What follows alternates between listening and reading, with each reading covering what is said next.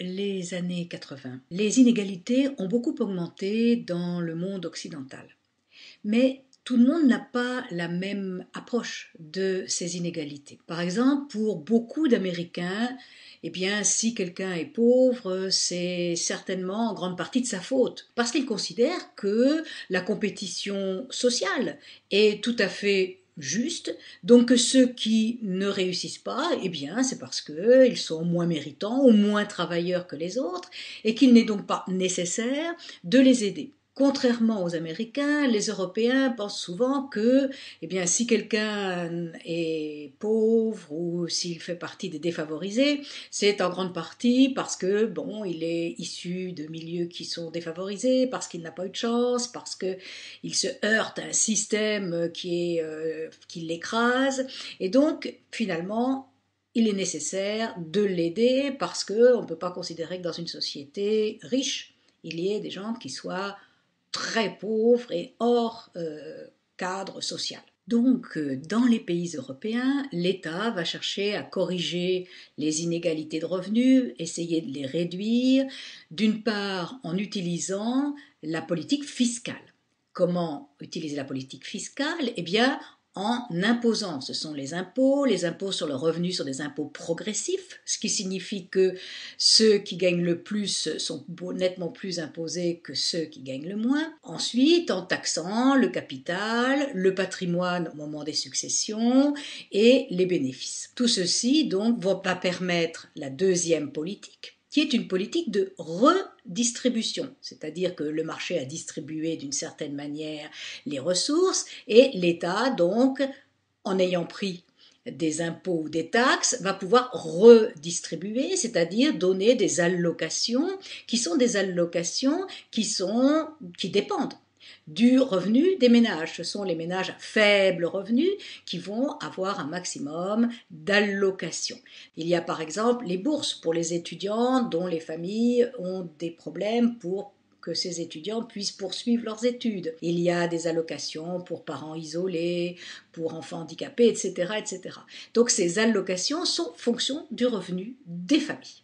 Donc l'État, par ce moyen, cherche à diminuer les inégalités entre les plus riches et les plus pauvres. Au sens très large, la redistribution est le premier moyen pour les pouvoirs publics d'assurer une plus grande justice sociale.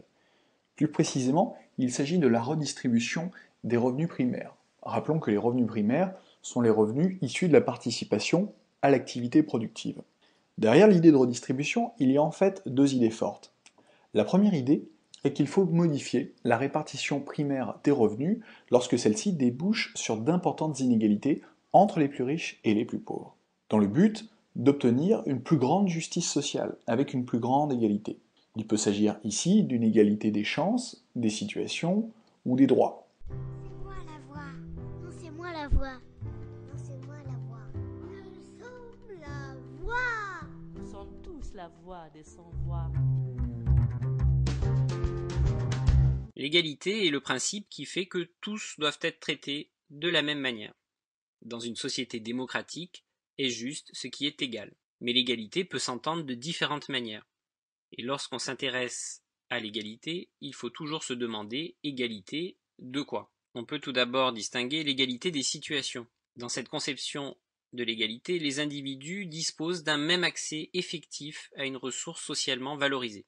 On pourrait penser, par exemple, à un revenu universel d'un même montant qui serait distribué à tous les citoyens. Les individus ont donc des situations égales. Une autre conception de l'égalité renvoie à l'égalité des droits. L'égalité des droits est une situation dans laquelle ce qui est légalement possible pour un individu doit l'être pour tous les autres. Les individus ont les mêmes droits. Par exemple, le droit de vote. Tous les citoyens bénéficient de ce droit qui est assuré et encadré par la loi. Enfin, l'égalité des chances ou équité correspond à une conception de l'égalité selon laquelle tous les individus doivent disposer des mêmes chances d'accès aux différentes professions et positions sociales, et cela indépendamment de leur sexe, de leur religion, de leur origine sociale, etc. L'idée derrière est que deux individus qui n'ont pas les mêmes caractéristiques sociales doivent pourtant avoir les mêmes chances d'accès aux ressources socialement valorisées. Une autre possibilité pour l'État, c'est d'organiser et de maintenir des services publics qui soient des services publics de qualité. Qu'y a-t-il comme service public très important? Eh bien, il y a par exemple l'éducation. Mieux vaut qu'il y ait une éducation publique, donc accessible à tout le monde, plutôt que beaucoup d'éducation privée. Car en effet, si on ne paye pas d'impôts, on peut quand même aller à l'école. Donc il y a une déconnexion entre le fait de payer des impôts et de pouvoir utiliser un service public. Autre service public, c'est le service de santé. Et là aussi, c'est absolument nécessaire qu'il y ait la possibilité pour chacun de se soigner. Donc, ce sont des services publics, il y en a beaucoup d'autres. Bon, il y a évidemment la justice, la police, etc., qui doivent fonctionner le mieux possible. Quand ces services fonctionnent bien, comme ils servent à absolument tout le monde, y compris à ceux qui ne payent pas d'impôts, il y a la possibilité donc d'augmenter le niveau de vie de ceux qui sont au plus bas de l'échelle sociale parce qu'ils peuvent utiliser ces services publics. L'objectif de la redistribution est d'atteindre plus de justice sociale. En fait, elle peut plus précisément y aboutir de deux manières. Tout d'abord, par le biais de la redistribution verticale. L'idée est qu'ici, il faut réduire l'écart entre les revenus les plus élevés et les revenus les plus faibles. La redistribution verticale vise donc à une baisse des inégalités économiques. Ensuite, il y a la redistribution horizontale. L'idée est qu'ici, la redistribution doit couvrir les risques sociaux auxquels sont confrontés les individus, quel que soit leur niveau de revenu. Mais prenons un exemple simple. Lorsqu'un salarié tombe au chômage, la sécurité sociale doit lui verser des allocations chômage pour limiter la perte de revenus dans le cadre d'une redistribution horizontale. La justice sociale est un principe théorique qui vise à supprimer toutes les différences qui sont considérées comme injustes entre les citoyens.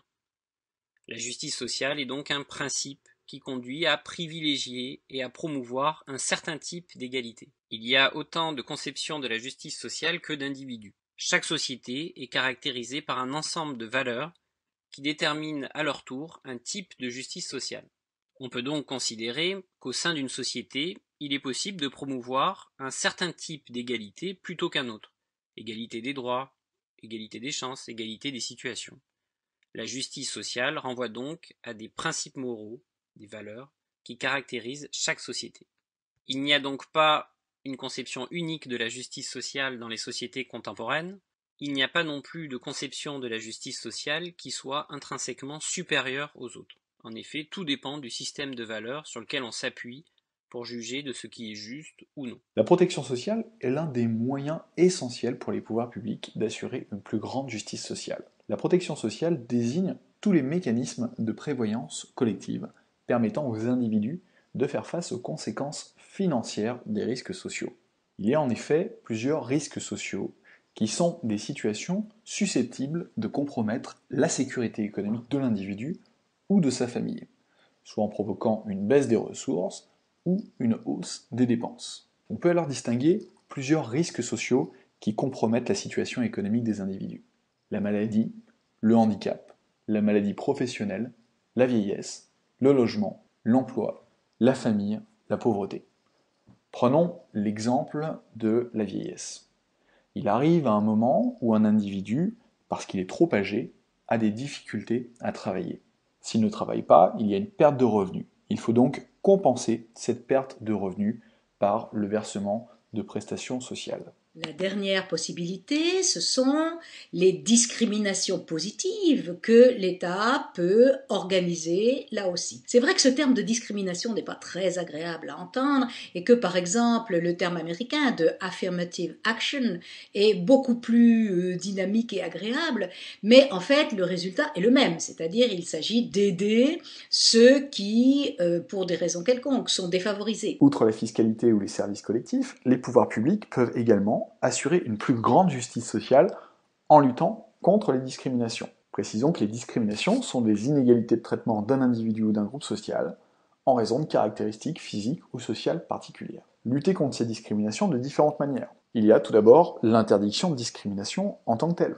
On peut citer ici l'exemple du Code du travail qui interdit toute distinction entre salariés fondée sur des critères physiques ou sociaux particuliers. Les pouvoirs publics peuvent mener des politiques de discrimination positive, en donnant plus à ceux qui ont moins. On peut citer ici l'exemple des lois sur la parité qui favorisent un égal accès des hommes et des femmes aux mandats électoraux. On peut distinguer différents types de justice sociale.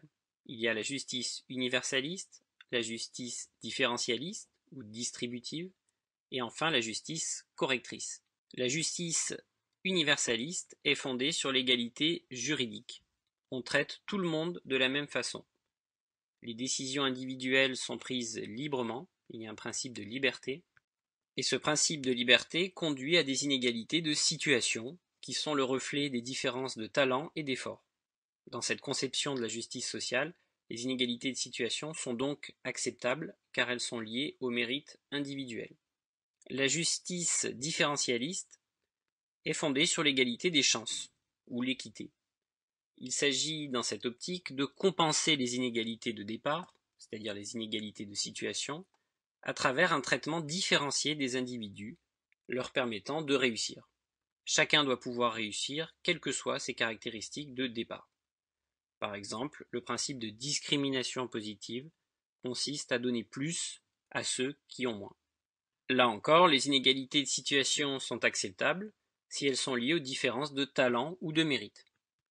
Un problème reste cependant posé, selon quels critères doit-on donner plus à certains individus ou groupes sociaux. Enfin, le dernier type de justice, la justice correctrice, s'appuie sur l'égalité des situations. Dans cette conception, on cherche à corriger les inégalités de situation entre individus.